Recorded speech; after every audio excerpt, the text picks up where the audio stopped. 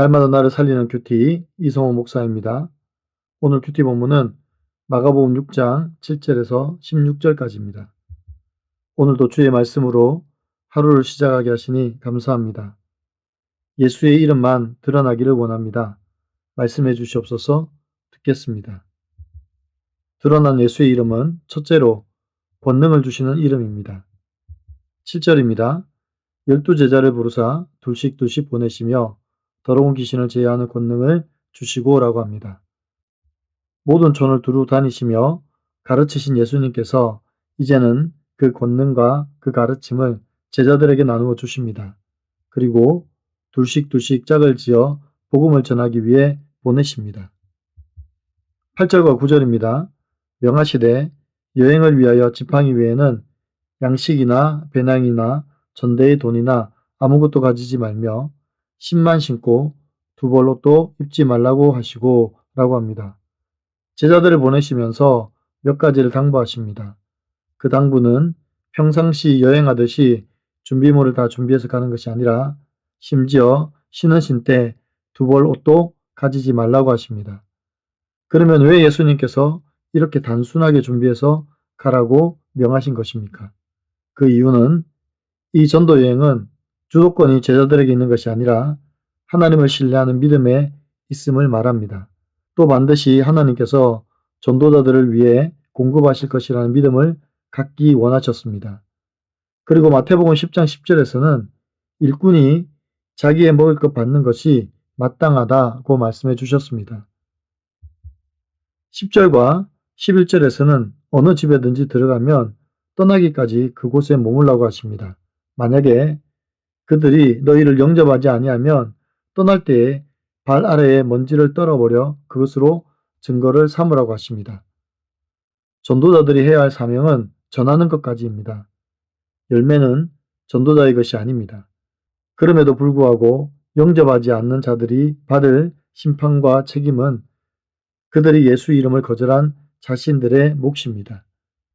그리고 12절과 13절에서 제자들이 나가서 회개하라고 전파하고 주께서 주신 권능들을 나타내 보였습니다. 여러분 어떻습니까?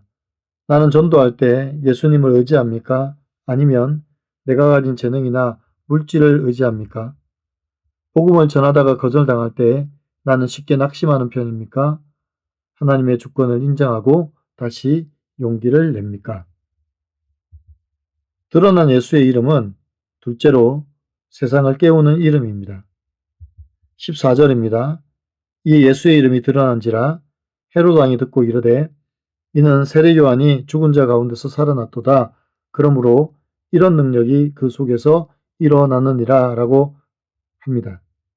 제자들이 예수의 이름으로 복음을 전파하고 권능을 행하자 그 이름은 더 이상 갈릴리의 작은 마을에 머물지 않고 온 나라를 뒤흔드는 강력한 실체가 되었습니다. 그러자 헤롯이 이 소식을 듣고 죽은 세례 요한이 살아났다고 하며 두려워하고 있습니다. 복음은 조용히 전파되는 것 같지만 결국 세상 권세를 잡은 자들의 양심과 가치관을 뒤흔드는 강력한 힘이 됩니다. 그래서 헤롯이 지금 두려워하고 있는 것입니다. 지금 이 나라도 하나님을 두려워하지 않는 것 같은 세력들이 자꾸만 창조 질서에 반하는 법안들을 만들려고 하고 있습니다. 동성애법, 차별금지법, 그리고 더 강화된 낙태법을 만들려고 합니다. 하지만 반드시 복음의 빛은 이 어둠의 권세들을 파하실 줄 믿습니다. 이 어리석은 백성들도 강력한 복음의 소식을 듣고 돌이킬 줄 믿습니다. 15절과 16절입니다. 어떤 이는 그가 엘리야라 하고 또 어떤 이는 그가 선지자니 옛 선지자 중에 하나와 같다 하되 헤롯은 듣고 이르되 내가 목벤 요한 그가 살아났다 하더라 라고 합니다. 사람들은 세상의 능력을 보고도 각자의 지식과 경험의 틀 안에 가두려고 합니다. 그래서 예수님을 엘리야라 혹은 선지자 중에 하나와 같다고 합니다. 그 와중에 헤롯은 자기가 죽인 세례 요한을 떠올립니다. 이처럼 복음을 영접하지 않는 자들은 스스로 심판과 책임이 자신의 몫이라는 것을 인정하고 있는 모습입니다. 예수를 영접하는 자들에게는 하나님의 자녀가 되는 권세를 주어지지만 거절하는 자들에게는 반드시 심판이 있음을 보여주십니다. 적용해 보세요. 나는 지금 창조의 질서를 거스르는 세상의 흐름 속에서 세상을 깨우는 복음의 빛을 담대히 비추고 있습니까? 나를 통해 예수의 이름이 드러나고 있습니까? 아니면 욕보이고 있습니까? 오늘 큐티 묵상 간증은 파송받은 제자처럼 이라는 제목의 한 성도님의 묵상 간증입니다. 불신 가정에서 1남 6녀 중 5째로 태어난 저는 형제들 사이에서 자존감 낮은 아이로 자랐습니다. 그래서 남편의 사랑을 받으며 행복한 가정을 이루는 게 소원이었습니다. 그러나 남편은 결혼한 지 한 달 만에 직장 동료들과 어울리며 외박을 했습니다.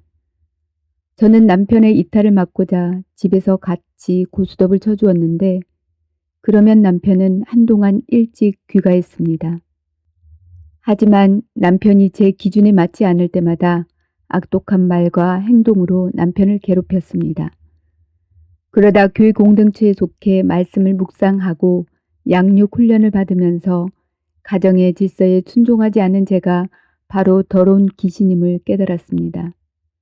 공동체 지체들은 예수께 파송된 12 제자처럼 어떤 보상도 바라지 않고 귀신 들린 제 이야기를 끝까지 들어주었습니다.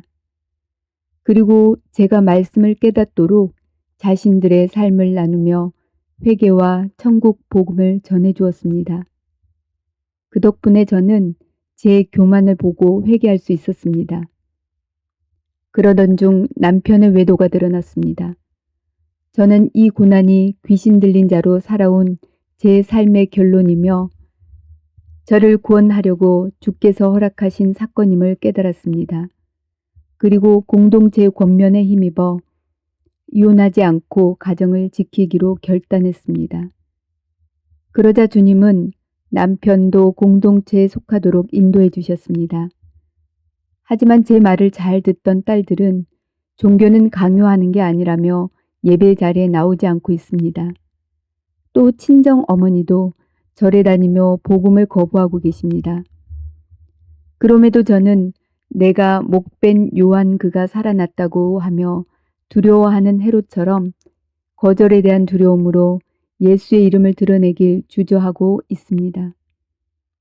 이제는 저도 파송받은 제자들처럼 듣든지 아니 듣든지 저의 부족함과 약함으로 복음 전하는 사명을 감당하길 소망합니다. 저의 적용은 딸들에게 설 연휴에 맛있는 음식을 해주며 예배에 나오길 권하겠습니다. 친정 어머니를 찾아뵙고 저를 예수 믿게 해주신 최고의 어머니라고 말씀드리며 감사의 마음을 전하겠습니다.입니다. 사랑하는 성도 여러분, 내가 가진 예수의 이름은 어떤 이름입니까? 예수의 이름은 능력이 있습니다. 예수의 이름은 생명을 주시는 이름입니다. 그래서 이 이름만이 사람을 살리고 사람을 변화시킬 수 있습니다. 그럼에도 불구하고 세상은 이 이름을 거부합니다. 복음을 영접하지 않습니다. 하지만 하나님은 우리를 통하여 복음이 증거될 때 영접하는 자들에게는 생명을 주시고 영접하지 않는 자들에게는 반드시 심판하십니다. 그래서 지금 우리가 살고 있는 이 현실에 대해서 너무 실망하거나 염려하지 마십시오. 하나님의 창조의 질서를 파괴하는 자들에게 반드시 심판이 임하십니다. 그리고 그 질서를 복음을 통하여 회복시켜 주실 것입니다. 그때와 그 시간을 기다리며 인내하며 때를 얻든지 못 얻든지 항상 예수의 이름만을 증거하고 살아가는 저와 여러분이 되시기를 간절히 축원합니다. 기도드립니다.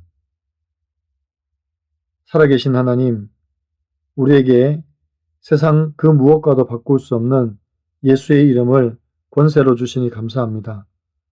제자들 빈손으로 보내시며 예수의 이름만 의지하게 하신 것처럼 우리도 세상의 것을 의지하는 것이 아니라 오직 예수 이름의 권능만 의지하고 나아가게 도와주시옵소서. 하나님의 창조의 질서를 거스르는 불의한 법을 세우려 하는 이 어두운 세대 속에서 복음의 빛이 더욱 강력하게 비춰지게 하여 주시옵소서. 그들이 복음을 듣고 두려워하게 하시며 그들의 어리석음을 회개하고 돌아오게 하여 주시옵소서. 듣지 않는 자들에게는 반드시 하나님의 공의의 심판이 있음을 깨닫게 하셔서 예수의 이름 앞에 무릎을 꿇게 하여 주시옵소서.